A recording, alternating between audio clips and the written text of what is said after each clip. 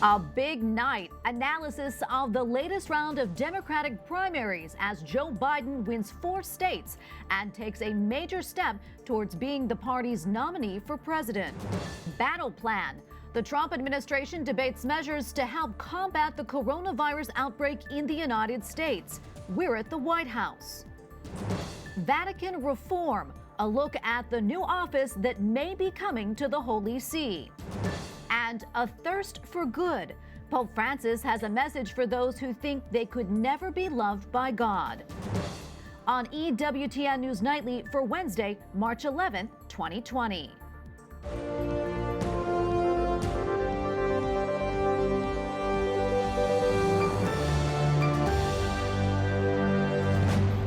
Good evening and thanks for joining us tonight. I'm Tracy Sable. It was another big night for Joe Biden in the Democratic presidential primary. The former vice president added wins in 4 more states, including the key battleground state of Michigan. Biden's mini Super Tuesday victory in Michigan, in addition to wins in Missouri, Mississippi, and Idaho, substantially widens his path to the nomination. Yesterday is being seen as a serious blow to the candidacy of Vermont Senator Bernie Sanders, but Sanders says he is staying in the race. Sanders won North Dakota. Washington state is still too close to call. In the delegate count for the nomination, Joe Biden has 860 delegates. Bernie Sanders has 710. The only other candidate in the race is Tulsi Gabbard, and she has 2 delegates. A candidate must claim at least 1,991 delegates to clinch the nomination.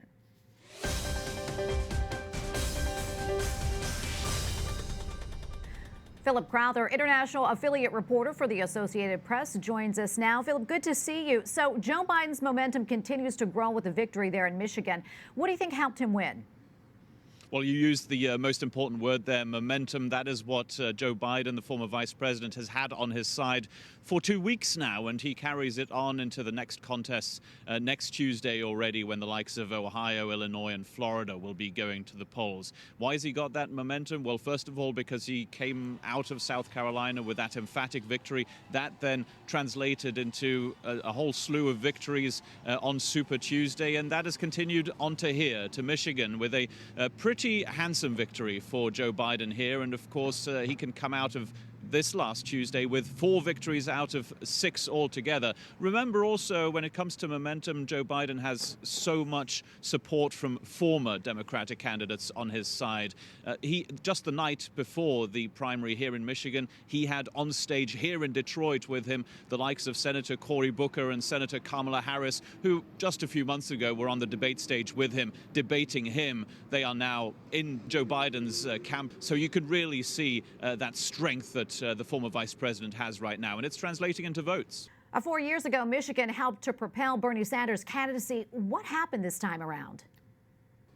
Yeah, well, it didn't really work out for Bernie Sanders this time around. He had a very, very close win exactly 4 years ago against former Secretary of State Hillary Clinton. And of course, she then went on to become the nominee and then lost to Donald Trump here, also surprisingly, in Michigan in the 2016 election. Now, what Bernie Sanders essentially didn't manage to do here is build on the support he already had here 4 years ago. Yes, young voters are on his side, but he didn't manage to get that many more in his camp this time around here in Michigan, and he lost more than anything in those crucial demographics here in Michigan and all across the Midwest and in parts all across the United States. He's not getting African-American voters on his side. They are with the former Vice President Joe Biden in very large percentages, and also blue-collar workers who are so important, of course, to win a primary election here in Michigan. They largely sided with Joe Biden as well. If you don't have those 2 groups on your side, you can't come away from Michigan, and you can't come away from so many other U.S. states with victories. Sanders didn't speak last night. What do we know what's next for his campaign?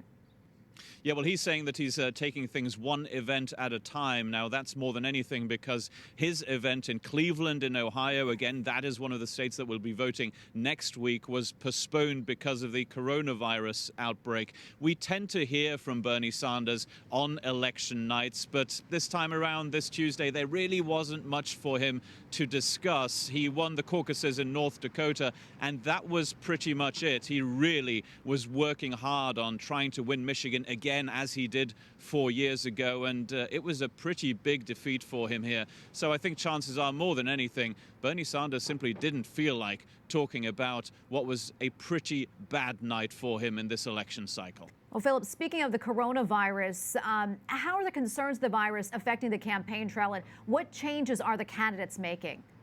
Well, we have on our schedules right now not a single event by either Bernie Sanders or Joe Biden. No rallies organized and no chances really for them to meet voters. This is an election cycle that for the next few weeks most likely is going to be seen on TV with campaign adverts and maybe TV interviews rather than actually by seeing contact with voters. One first sign of that will be this Sunday. The Democratic debate in Phoenix in Arizona is going to happen. The two candidates are going to be there, but there's not going to be a live audience. That's going to be a first sign of things to come, with the administration saying clearly that the virus outbreak is getting worse at this point. Well, Philip, thank you so much for your analysis. Philip Crowther, international affiliate reporter for the Associated Press. Thanks again. Thank you. My pleasure. Kent County, Michigan, on the west side of the state, has been called by some as one of the top counties to watch in this presidential race. Correspondent Mark Irons is there talking to voters.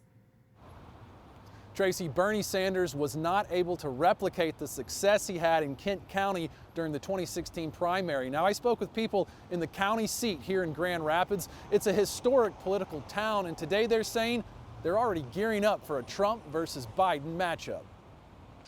Just over a week ago, many of the pundits declared that this candidacy was dead. Now we're very much alive. Joe Biden is edging closer to taking on President Trump in November after a decisive win in Michigan's Democratic presidential primary. Here in Kent County, Michigan, voter turnout was higher than in the 2016 primary, and Grand Rapids saw more people go to the polls. There's no question people in Grand Rapids are engaged politically, and there is presidential history here. The 38th president of the U.S., Gerald Ford, grew up in the city, and he's buried on the grounds of his presidential library right here. A few miles from the Gerald R. Ford Library and Museum, we found Sandy's, where the political opinions were as different as the donuts. Kenneth Renzema told us why he's supporting President Trump.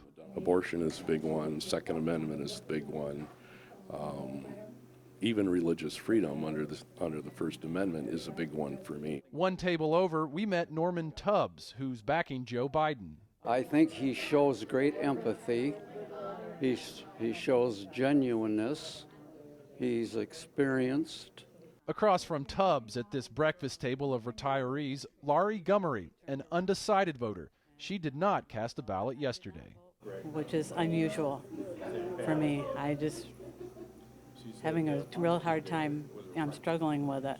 The way Michigan ultimately decides could play a major role in determining who wins the White House in November. In this battleground state, we also heard from the shepherd of Grand Rapids Catholic flock. What is your message to Catholics who will be voting? Bishop David Wolkowiak of Grand Rapids has a couple of suggestions for making an informed decision. Review the church catechism to better understand Catholic teaching on the issues and read the platforms of each political party. He says your vote affects others. You know, as we learn in the Gospels, our neighbor is anyone who is in need. And so we have to keep that in mind. We have to be able to want the best for everybody and to vote in people and vote for issues that will accomplish those goals. Tracy, the bishop there, reminding Catholics that their voting should influence the common good of society. Now, you can guarantee that presidential candidates will be focused on campaigning here in the Mitten State as they try to win over voters' support. In Grand Rapids, Michigan, Mark Irons, EWTN News Nightly. A federal court heard arguments today regarding Ohio's ban on abortion for babies with a diagnosis of Down syndrome. The case is considered a pivotal one in the national debate over abortion. Pro-lifers say the measure does not create a substantial obstacle to women obtaining an abortion. Abortion supporters say the law prevents women from speaking freely with their doctors. The World Health Organization is now declared the COVID-19 outbreak a pandemic in the U.S. Coronavirus cases now stand at more than 1,000, and so far there have been 32 deaths. People in at least 38 states, including the District of Columbia, have tested positive for the virus. Michigan was the latest state to announce its first presumptive positive case. President Donald Trump addresses the nation tonight about the coronavirus, and he's considering a national disaster declaration and new travel advisories. He also spoke with the banking industry earlier today. All this as the White House urges people to get educated about the disease. Correspondent Owen Jensen begins our team coverage tonight. Owen? That's right, Tracy. Here at the White House, the Surgeon General urging Americans to learn as much as they can about this virus to better protect themselves. Meanwhile, the World Health Organization making this big announcement. Expressing alarm over mounting infections and inadequate government responses, the World Health Organization says the global coronavirus crisis is now a pandemic, but added that it's not too late for countries to act. We're deeply concerned both by the alarming levels of spread and severity and by the alarming levels of inaction. As states race to contain the coronavirus, last night in the White House briefing room, the Surgeon General with this warning. Unfortunately, we are likely to see more deaths. We have not hit the peak of this epidemic quite yet. Vast areas of U.S. life are being impacted, including bans on large public gatherings to try to limit contact with those who are infected. New York's governor says schools and other gathering places will be shut down for 2 weeks in a containment zone in New Rochelle, a suburb of New York City. The area accounts for the majority of the state's 173 coronavirus cases. And who's most at risk? If you are immunocompromised, if you have chronic medical conditions, if you are over the age of 60, you are at higher risk. If you are a child or a young adult, you are less likely to be impacted by the coronavirus. The vast majority of those infected recover from the new virus. But as the battle rages, so does the push to educate people to protect themselves and their families. If we follow this prescription, we will overcome the coronavirus. You can go to coronavirus.gov to learn more. A few other notes right now. The stock market really took a hit today, and more universities are holding classes only online. Tracy? Thank you, Owen. Correspondent Owen Jensen reporting from the White House tonight. Well, so far, Democrats are giving a cold response to President Trump's coronavirus response plans, and some lawmakers from the president's own party say it is too soon to consider fresh spending from Capitol Hill. Correspondent Eric Rosales reports now from Capitol Hill. Eric?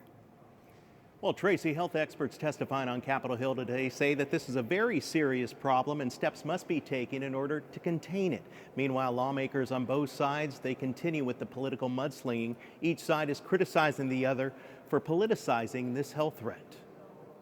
Democratic senators outlined their plan to alleviate the effects of the coronavirus outbreak. They say relief needs to be targeted at people, not big corporations. It's about helping people who are hurting, and helping them quickly. Their three-part proposals call for lost wages, paid sick leave for those affected by the virus, small business relief, and protection for housing, food security, and education. I pressed the minority leader for a timetable. How are you going to get this passed in a reasonable time? It'll probably be divided into two parts. One, immediate direct relief to people who are suffering, and second, some economic help to people who are suffering that helps the economy in the longer run. In the House, Republican Jim Jordan cautioned his colleagues about politicizing official coronavirus response. We don't always see eye to eye on matters of oversight, but on this issue, I think we should all work together for the health and well-being of every American. We should not play politics with the coronavirus. The Government Accountability Office warns the House Oversight Committee there needs to be follow-through. Often, the after-action reviews are conducted really well, and then once the outbreak is stopped or the disaster is over, there's no follow-up on the gaps that are identified. And a warning. Is the worst yet to come, Dr. Fauci? Yes, it is. We will see more cases, and things will get worse than they are right now. And those health officials told lawmakers two things need to take place. First, we need to keep infected people out of the country with better screening, and then we need to have better screening for those that are in the country that are dealing with this virus. I did press Democratic senators on how we're going to pay for all this coronavirus proposals. They have yet to get back to me on a number. Tracy. Correspondent Eric Rosales reporting from Capitol Hill tonight. Thank you, Eric. And coming up later in the show, we hear how one Catholic organization is helping to protect the elderly from coronavirus. Former Hollywood mogul Harvey Weinstein is sentenced to 23 years in prison. Lawyers for his victims applaud the judge's decision. Two of Weinstein's accusers confronted him again in a Manhattan courtroom today. The 67-year-old broke his silence to say he felt, quote, remorse for the situation, but he also argued that men are being accused of things that none of us understood. Coming up, new developments in the effort to end the war in Afghanistan, and an update on the Holy Father's attempt to reform the Vatican.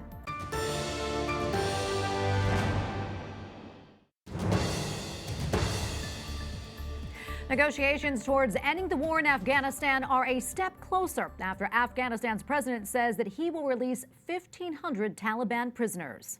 صحبت داشته باشند بعداً سوالای شما را میگیریم. صدیقی صاحب مهربانی. A presidential spokesman says the release will take place by the end of the week, but he adds the releases will stop if the Taliban resumes violence in the country. A recent peace deal between the United States and the Taliban called for the release of up to 5,000 prisoners ahead of the much-anticipated negotiations. Turkey's president says that he wants to turn a temporary ceasefire in Syria into something more permanent, but he also says that he is ready to retaliate if there are any violations to the truce. Workers have begun clearing a highway in Syria that was last opened in 2012. It will serve as a security corridor during the ceasefire. The recent truce was agreed on by Ankara and Russia, who support opposite sides in the conflict. The pact ended a 3-month military campaign that sent 1 million people fleeing towards Turkey. The Russian parliament overwhelmingly approves a change to the constitution. That change would allow President Vladimir Putin to run for president 2 more times after his current term ends in 2024. Putin has ruled the country for more than 20 years, first as prime minister. The proposal heads to a public vote next month.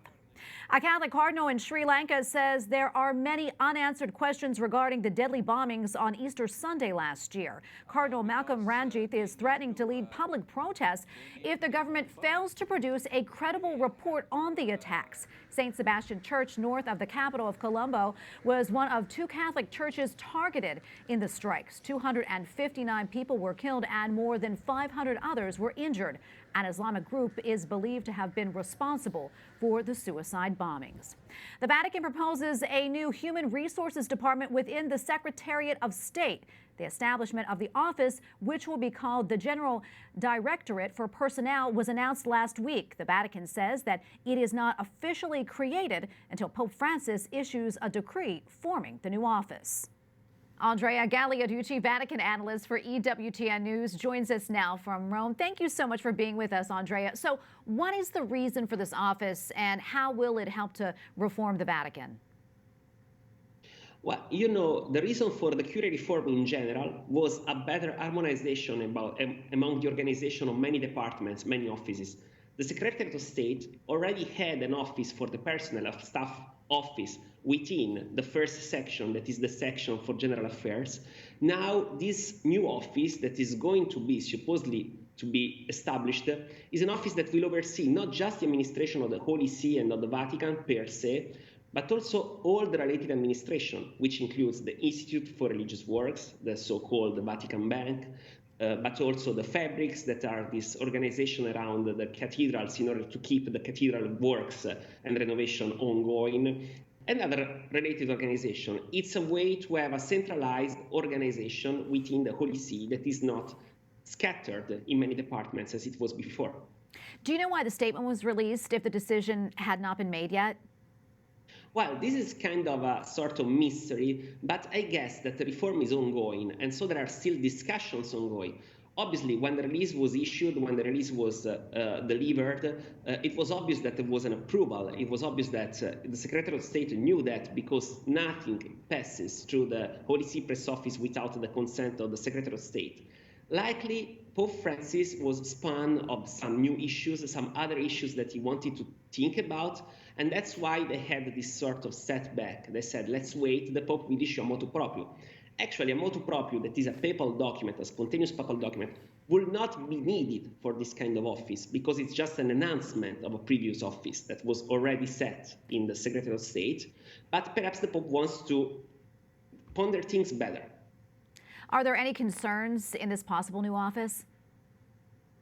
Well, there are concerns, obviously, because it's a new way of thinking. There are organizations, there are entities within the Holy See, like the Institute for Religious Works, that have their way of hiring people, administering people. The IOR issued recently, in August 2019, new statutes. In the new statutes, it was clear that the IOR was going to hire people according to the IOR regulations, which are different from the general curia regulations. This new office will put every office, every entity related to the Vatican under the curia general regulation, which makes all the difference. You know, it's different salary, different treatment, different everything. Obviously, the entities have their concerns because they want to keep their independence. Obviously, the curia reform is going to harmonize everything. So at one point, they will have to find a compromise. Andrea, do you have any idea when this office will become official? We don't have an idea for the main reason that we don't know when the reform is going to end. There is actually a draft that is called the Predicate Evangelium, let's preach the gospel, but this draft is still under discussion. We may think that the draft will be released by the end of June, but this is just a guess because the discussion is still ongoing. Likely the Pope will do that when he's ready, because many of these reforms are already effective because the Pope did them without the draft, so before any draft was released. Well, Andrea, thank you so much for joining us. We always appreciate it. Andrea Gagliarducci, Vatican analyst for EWTN News. Thank you. Up next, Pope Francis tells the faithful how the devil will try to persecute them, and how a Catholic group is helping in the fight to protect the elderly from coronavirus.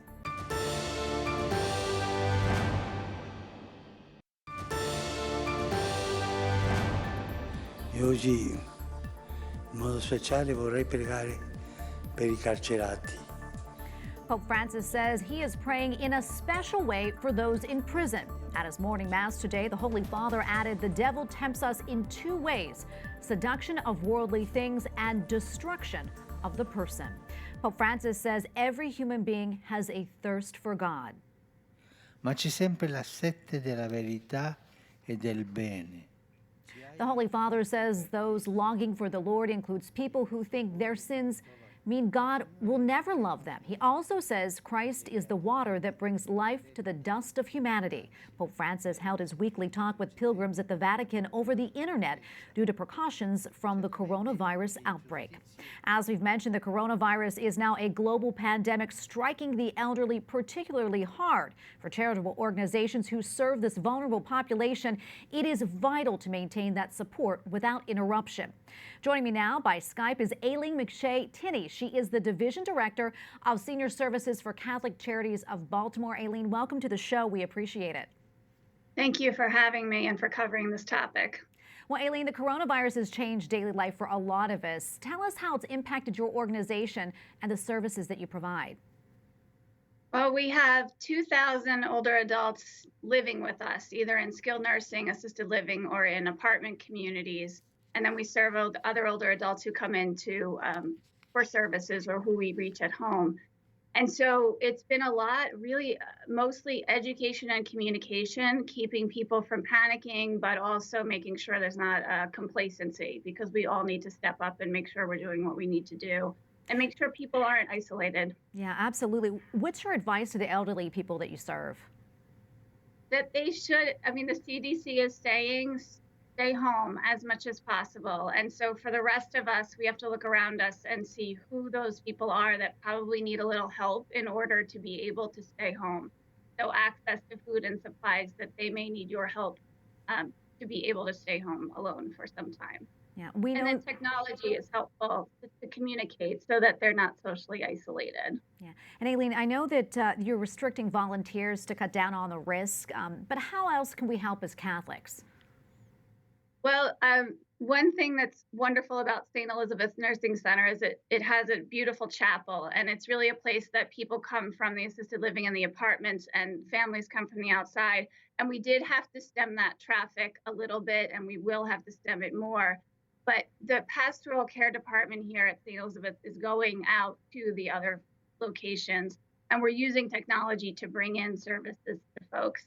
And any of us that have time can use the telephone, this, simple technology, to be connecting with one another, and just calm fears, because the to-do is to isolate, and we need to be with people through that and make sure they have what they need to do that.